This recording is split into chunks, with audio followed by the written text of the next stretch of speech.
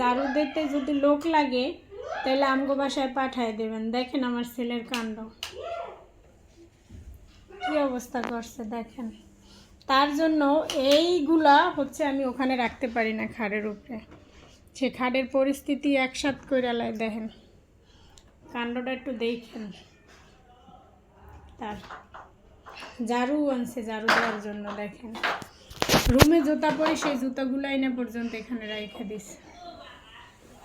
গাড়ি একটা রাখছে একটা রাখছে। সাইকেল নিয়ে ওই পাশে বারান্দায় রেখে আসছে। মানুষ একটুখানি গাড়ি কতগুলো দেখেন।